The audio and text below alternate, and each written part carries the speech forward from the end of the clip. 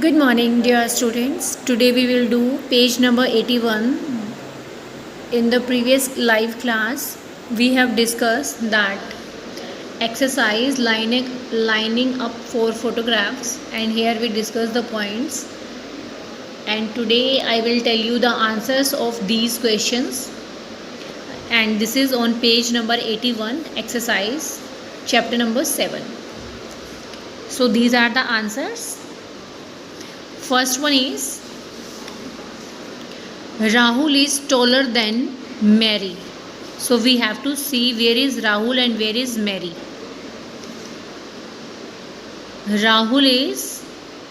This is Rahul, taller than Mary. Mary is here. She is Mary. Rahul. Neha is standing next to Nitin. Neha.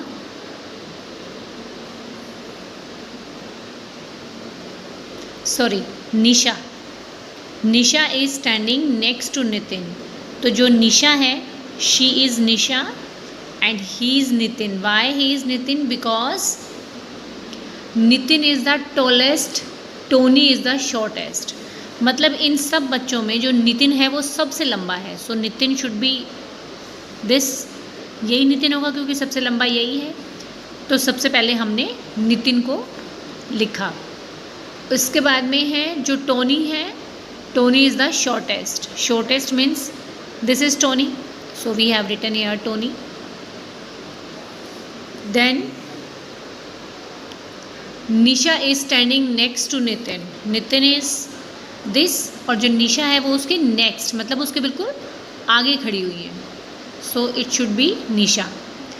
Then no one is standing between Neha and Nisha. It means अगर ये निशा है तो ये नेहा होंगी क्योंकि इन दोनों के बीच में कोई भी नहीं है. Then no one is standing between Rahul and Rekha.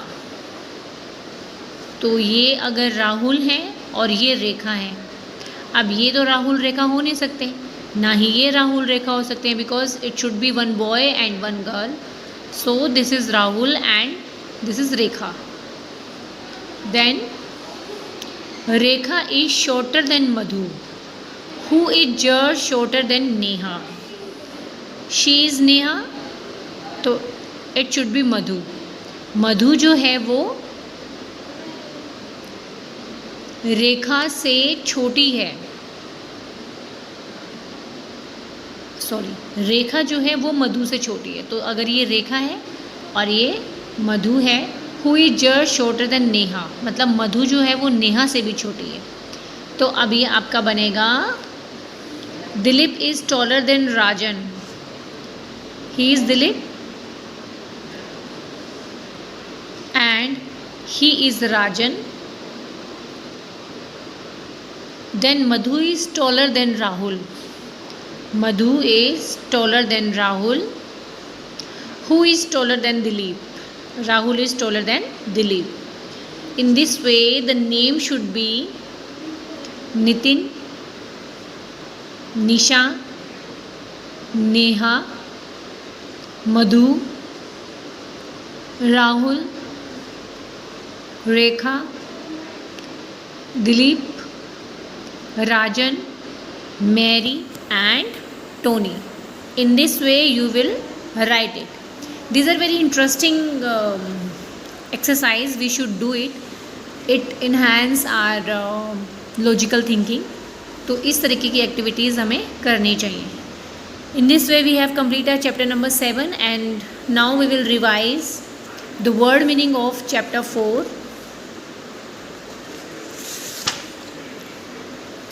First one is gulp.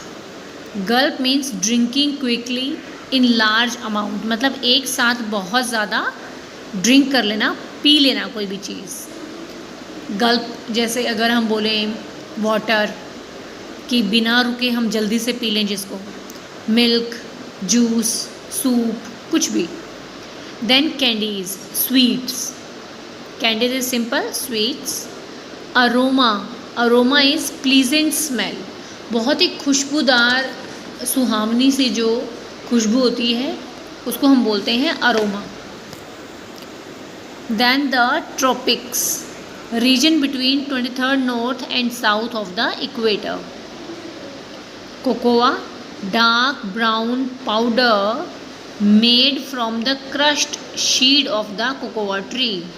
मतलब कोकोआ क्या होता है, कोकोआ ट्री का जो सीड होता है उसको जब हम क्रश कर लेते हैं, जो उसका पाउडर बनता है उसको हम बोलते हैं cocoa. Then next is wind break, a row of trees और bushes that gives protection against the wind. Wind हवा, ब्रेक तोड़ना, जो हवा को ब्रेक कर देता है। एक रो में बहुत सारे ट्रीज़ हों या झाड़ियाँ हों, बुशेस मीन्स झाड़ियाँ, जो कि प्रोटेक्शन देती हैं ट्रीज़ को हवा से। Then plantation, large area of land where tea, coffee, tobacco etcetera are grown, that is called plantation, जहाँ पे हम उगाते हैं किसी चीज़ को। प्लांटेशन मीन्स कि जो सिर्फ जहाँ पौधे पौधे उगाते हैं हम, इस तरीके का। Then pruned, trimmed by cutting away some of the branches.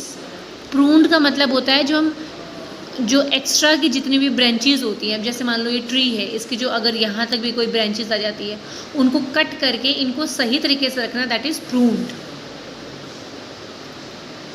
Then next is feature, typical things और क्वालिटी। क्वालिटी बोल सकते हैं कि इसके फीचर्स क्या क्या है, मीन्स कि इसकी क्वालिटीज़ क्या क्या है।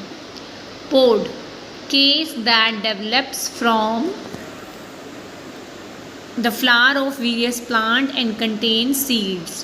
पोड हम बोलते हैं, अब जैसे इसको हम पोड बोलेंगे। केस, कवर, जिसके अंदर सीड्स होते हैं बहुत सारे, जो फ्लावर्स होते हैं ना, सबसे पहले फ्लावर्स निकलता है, फिर पोड निकलेगा जिसके अंदर सीड्स होंगे, हर प्लांट में से ऐसा निकलता है।